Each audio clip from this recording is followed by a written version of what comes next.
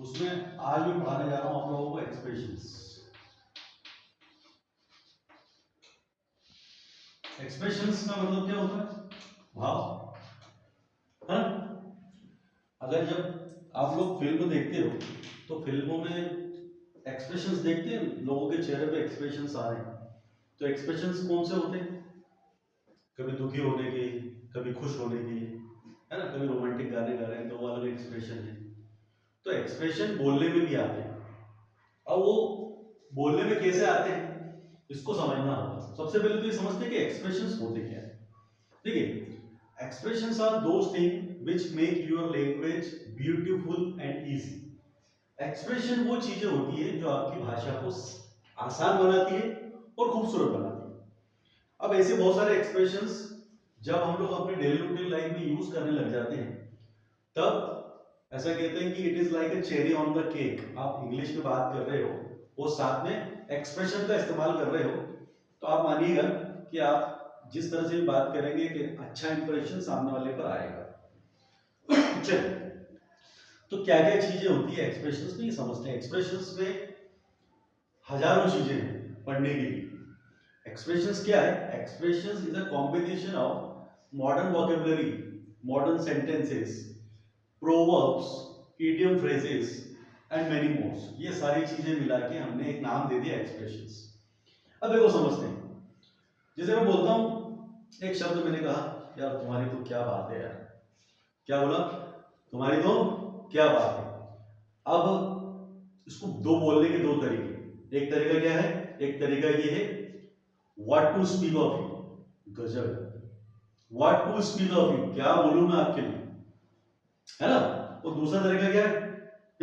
What to speak of you, क्या बोलूं यार, तुमने तो बर्बाद कर दिया पूरी तरह से। तो दोनों को बोलने का तरीका समझ में आ रहा है?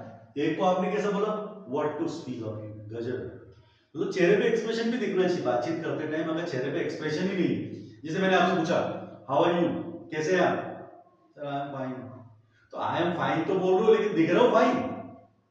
अरे बोलने में भी तो फाइन दिखे।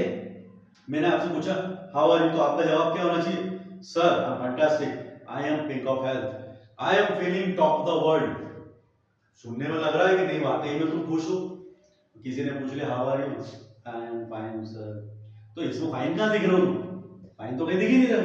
तो जब बोलने में एक्सप्रेशन ही नहीं आएगा तो सामने वाले को समझ में क्या आएगा? हम लोग अंग्रेजी कैसे बोलते हैं? हम इंग्लिश ऐसे बोलते हैं जैसे मशीन बोल रही हो। यही होता है ना, कुछ भी तैयार करके आ गए बोल दिया। लेकिन जब बात करोगे तब चेहरे पे एक्सप्रेशंस भी आना चाहिए, आपकी बातों में भी एक्सप्रेशन आना चाहिए, चेहरे पे भाव आएंगे, आपकी बातों में भाव आएंगे तो ज्यादा अच्छे से समझ पाएगा कोई, है ना? अब जैसे मान के चलो आपने कोई काम किया, उस काम की मेरे को तारीफ करना है। क्या करना है? तारीफ करना है। तो अब मैं तारीफ कैसे करूं? अब मैं बोलता हूं I am really short of adjectives, whatever you have done it is marvellous. अब I am short of adjectives का मतलब क्या है? मेरे पास कहने के लिए शब्द नहीं है। क्या बोला मैंने? मेरे पास कहने के लिए शब्द नहीं है। अच्छा, ये मेरे पास कहने के लिए शब्द नहीं है, ये पॉजिटिव भी हो सकता है, नेगेटिव भी हो सकता है, ठीक है ना? अब जैसे मान के चलो तुम एग्जाम में फेल हो गई, मैंने बहुत पढ़ाया तुमको और तुम क्या हो गई? एग्जाम में फेल हो गई। तो अब मैं क्या बोलूंगा? आई एम शॉर्ट ऑफ वर्ड्स। बहुत देखो, देखने में समझ में आ रहा है कि नेगेटिव चीज है ना? और आई एम शॉर्ट ऑफ एडजेक्टिव्स, इसका मतलब क्या है कि मैं आपसे बोल रहा हूं कि मेरे पास में कहने के लिए शब्द नहीं है, आपने जो भी किया है बड़ा शानदार काम किया। आगे समझ में? अब देखिए क्या होता है, अंग्रेजी में लोग बनाते हैं जुगाड़, वो जुगाड़ से अंग्रेजी सीखते हैं। सीखते कि नहीं सीखते? अब जैसे मैंने बोला एक काम करते हैं मेरे पास में ये जो बोर्ड है, इस बोर्ड पे मैं चौक से भी लिख सकता हूं, इस बोर्ड पे मार्कर से भी लिख सकता हूं, पीछे की तरफ मार्कर है। तो अब मेरे पास में मार्कर नहीं है, ठीक है? अब ये सस्ता आता है, मार्कर महंगा आता है। तो अब मैंने क्या किया, बदल दिया बोर्ड और मैंने कहा कि इस चौक से काम चलाओ। क्या बोला मैंने? इस चौक से काम चलाओ। अब काम चलाने की इंग्लिश कहां से लाऊं? लोग क्या बोलेंगे normally? Use this chalk. Use this chalk का मतलब क्या है? इस चौक का इस्तेमाल करो। अच्छा चौक का इस्तेमाल किस चीज में करना है, खाने में करना है, किसी को मारने में करना है, समझ में नहीं आ रहा, यूज का मतलब तो इस्तेमाल होता है। अब हमें बनाना है सेंटेंस, तो मैं बोलूंगा गेट ऑन विद दिस चौक। क्या हो गया ये, get on with this chalk का मतलब क्या हुआ कि इस चौक से काम चला लो। आया समझ में, मम्मी से मांगे 50 रुपए और मम्मी ने दिए 10 रुपए। मम्मी ने क्या बोला, बेटा तू 10 रुपए से काम चला ले, तो आप क्या बोलोगे, get on with this 10 rupees बेटा, है ना, बेटा भी बोलना है तो क्या बोलेंगे, get on with this 10 rupees. होता है कि नहीं होता ऐसा, आपने बोला मम्मी पापा मैं ना अच्छे नंबरों से पास हो गई, अब मुझे आप क्या दिला दो, एक्टिवा दिला दो। पापा के पास पैसे कम है, पापा लाके देते हैं सुबह सुबह सरप्राइज साइकिल, है ना। पापा क्या बोलते हैं, get on with this cycle, एक काम करो यार तुम साइकिल से काम चला लो, है ना। अंग्रेजी नहीं आती, इंटरव्यू में जा रहे हैं और अंग्रेजी बोलते नहीं बन रही है, सामने वाला क्या बोलेगा, हिंदी आती है, okay get on with Hindi language, चलो हिंदी से काम चला लो, अंग्रेजी नहीं आती तो हिंदी से काम चला लो। तो यहां क्या हुआ, मैंने कोई जुगाड़ ना करते हुए मैंने इसको बहुत इजी तरीके से समझा दिया, इसको इजी तरीके से बोल दिया, आया समझ में। अब एक चीज होती है तरस खाना, तरस खाना होता है कि नहीं होता, तरस खाने का मतलब क्या है, रहम करना।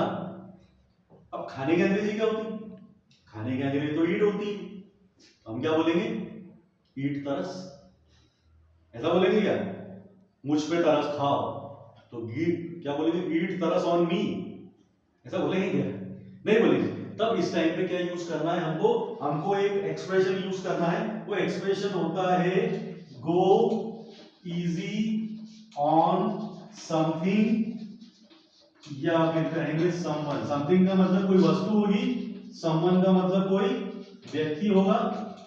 अब देखो मैंने क्या बोला, यार मुझ पर तरस खाओ, अंग्रेजी सीख जाओ, तो गो easy on me, go easy on me का मतलब क्या हुआ, मुझ पर तरस खाओ, ठीक है ना। तुम क्या कर रहे हो, कॉपी तुम्हारी है 3 महीने से खाली पड़ी हुई है, तो मैं जो बोर्ड पे लिखवाता हूं तुम बोर्ड पे लिखते नहीं हो, तो मैं क्या बोलूंगा, please go easy on your copy, अपनी कॉपी पे तरस खा लो, लिख लो कुछ, सही बात है ना।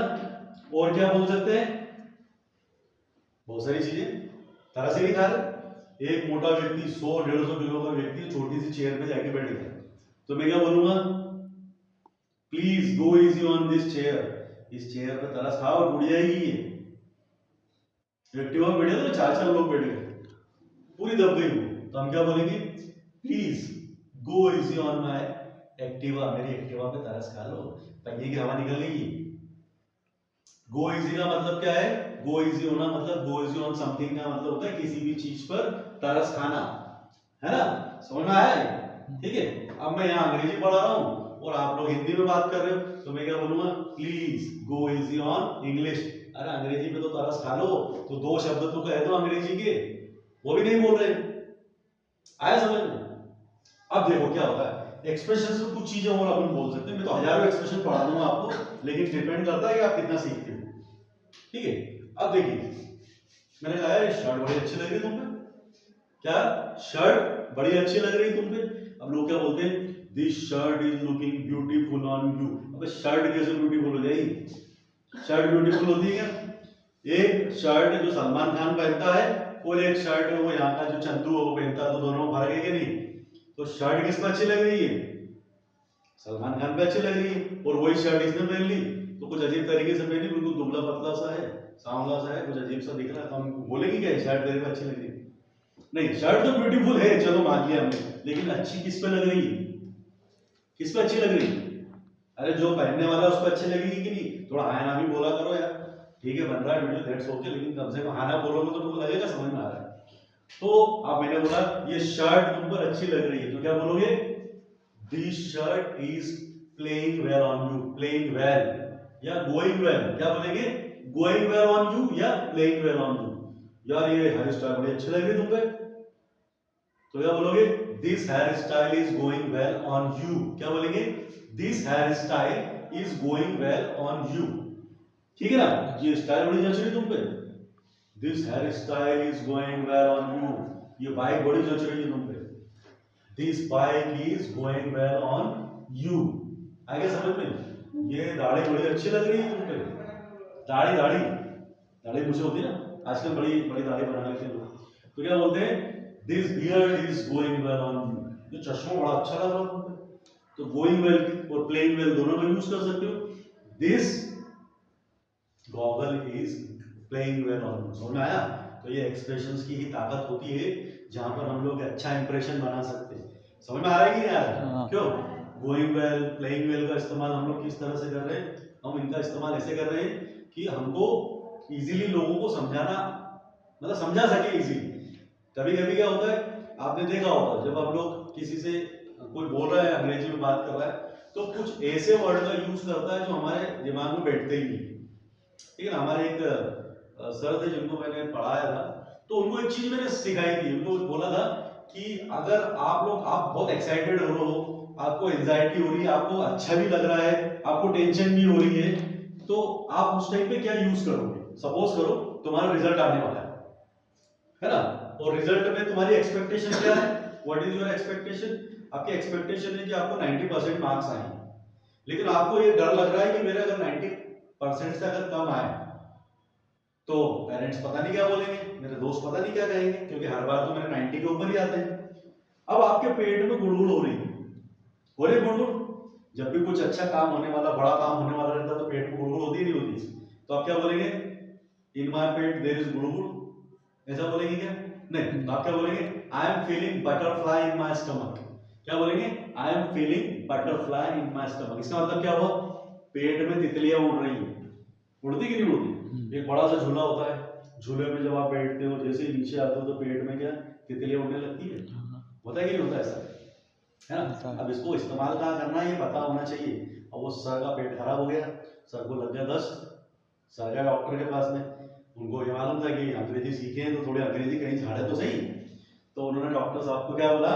आई am feeling butterfly in my stomach. Doctor साहब को समझ में नहीं आया क्या बोलना है, फिर डॉक्टर साहब को यही समझाना पड़ा, उनको ये बोलना पड़ा कि मेरा पेट खराब है, मुझे दस्त लगे हुए हैं। वो जब उन्होंने मुझे आगे बताया तो मुझे बड़ी हंसी आई, तो मैंने उनको कहा कि सर कहाँ पर इस्तेमाल करना था वो जरूरी है, आपको दस्त लगे थे वहां आपने बटरफ्लाई का इस्तेमाल कर दिया।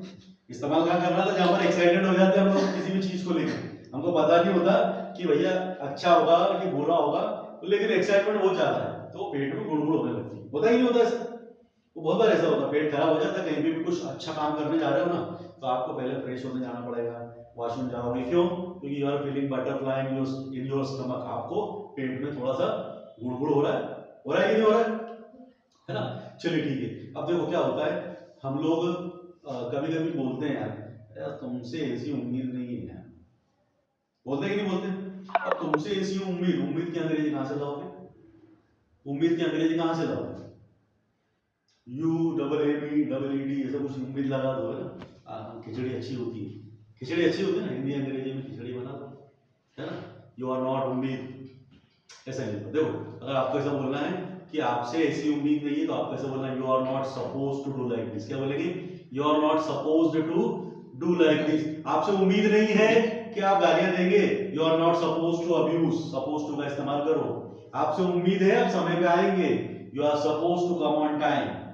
आपसे उम्मीद की जाती है कि आप अच्छे नंबर लाएंगे, you are suppose to get good marks. आपसे उम्मीद है आप मेरी बातें समझेंगे, you are suppose to understand my words, you are suppose to understand my statement. आपसे उम्मीद की जाती है कि आप मेहनत करेंगे, you are suppose to work hard. मैं एक चीज बता रहा हूं आप लोगों को, अंग्रेजी सीखना बहुत मुश्किल नहीं होता है। कुछ चीजों को दिमाग में बिठा लो, कहां पर किस सिचुएशन में कैसा किस चीज को बोलना है, अगर आपको आ जाएगा तो आप अंग्रेजी बोलने लग जाओगे। नहीं तो जिंदगी भर रटते ही रहना कि ताए ती है ते है, मैं यहाँ आता हूँ, मैं वहां जाता हूँ, मैं खाना खा रहा हूँ। मैं एक बार बताऊँ, ये अंग्रेजी में ऐसा कोई बोलता ही नहीं है। बोलता है क्या? शुरुआती आपकी कैसी होगी बताइए? हाउ आर यू, तो आप क्या बोलेंगे? I am fine, I am fantastic, I am feeling top of the world, I am pick of the heart, बहुत सारी चीजें बोलेंगे आप। अच्छा किसी ने बोल दिया हाउ डू यू डू, तो जो कम पढ़े लिखे होते हैं वो क्या बोल देते हैं? हाउ डू यू डू का जवाब क्या देते हैं? आई एम फाइन। लेकिन हाउ डू यू डू का जवाब क्या होता है? हाउ डू यू डू का जवाब हमेशा how do you do he होता है। ध्यान रखना, किसी ने आपसे पूछा ना हाउ डू यू डू, तो आपको जवाब क्या देना है? How do you do sir. जैसे मैंने आपसे पूछा आप कैसे हैं सर, आप बताइए आप कैसे हैं, होता है कि नहीं होता है सर? ठीक है ना, you are giving respect to that person. अगर आपसे कोई हाउ आर यू पूछ रहा तो उसका जवाब आप आई एम फाइन दे सकते हो, लेकिन हाउ डू यू डू का जवाब कभी भी आई एम फाइन में मत देना। आपके पास में गूगल है, आप सर्च कर लेना, हाउ डू यू डू का जवाब क्या होता है, आपको how do you do he मिलेगा। आया समझ में? क्यों? आपको एक चीज समझना है, जब आप एक्सप्रेशन समझ रहे हो तो आपको ये पता होना चाहिए कि आपको उनका इस्तेमाल कहां करना है। एक बहुत अच्छा सा मैं एग्जांपल देना चाहूंगा। It is not enough to have great qualities, you must have management of them. आपको एक चीज याद रखना है कि सिर्फ गुणों का होना पर्याप्त नहीं होता है, उसका प्रबंधन, उसको कहां पर इस्तेमाल करना वो जरूरी है। एक एग्जांपल देता हूं, देखो बहुत अच्छा, आपने क्रिकेट देखते हो आप लोग? क्रिकेट में वर्ल्ड कप जीता था हम लोगों ने, वर्ल्ड कप जीता तो उस टाइम महेंद्र सिंह धोनी के टाइम की बात कर रहा हूं। अपने पास वो 3 बहुत शानदार खिलाड़ी थे। पहला खिलाड़ी था सचिन तेंदुलकर, वर्ल्ड का बेस्ट बैट्समैन। दूसरा था महेंद्र सिंह धोनी, वर्ल्ड का बेस्ट विकेट कीपर। तीसरा था ऑफ स्पिन बॉलर, जिसका नाम क्या था? हरभजन सिंह। अब एक काम करते हैं हम लोग, हम बोलते हैं हरभजन सिंह को जा तू ओपनिंग कर ले, क्या कर? ओपनिंग कर। सचिन को क्या बोलते हैं कि तू जाके कीपिंग कर ले। वो महेंद्र सिंह धोनी को बोलते तू जाके क्या कर? ऑफ स्पिन बॉलिंग कर ले। मैं बता रहा हूं, हमको हारने से कोई बचा ही नहीं सकता। सही बात है कि नहीं? तो आपका मैनेजमेंट आपको ही करना है। जो भी चीजें आप सीख रहे हो, आप उसको सही तरीके से अगर मैनेज नहीं कर पा रहे हो तो सीखने का कोई मतलब नहीं। मैंने किसी को 100 चीज सिखाई, मैंने किसी को 10 चीज सिखाई, लेकिन वो 10 में उसका 100% सीख ली, और आपने जो 100 सीखी वो भी आधी अधूरी सीखी, तो किसी काम की है क्या? आपको सोचो। तो ये जो चीजें आप अगर अपने डेली रूटीन लाइफ में अगर इसका इस्तेमाल नहीं कर रहे हो, आप इसको नहीं सीख रहे हो, there is no use of this expression. और ये एक्सप्रेशंस क्या होते हैं, मैंने इसको अपना नाम दिया है, लेकिन जितनी भी बड़ी बड़ी एग्जाम्स होती है उसमें ये सारी चीजें पूछी जाती है, पढ़ाया जाता है। लोग हजारों रुपए फीस लेते हैं पढ़ाने के लिए। मैं यहाँ पर आपको आसानी से दे रहा हूँ वो सारी चीजें, डिपेंड करता है आपका इंटरेस्ट है या नहीं।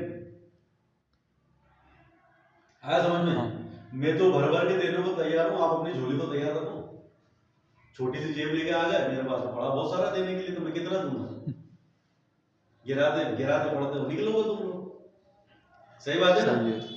तो इन एक्सप्रेशंस को हम लोग क्या करेंगे, अभी डेली रूटीन एक्सप्रेशन रोज कुछ ना कुछ लेंगे और उसको हम लोग सीखेंगे, ठीक है ना?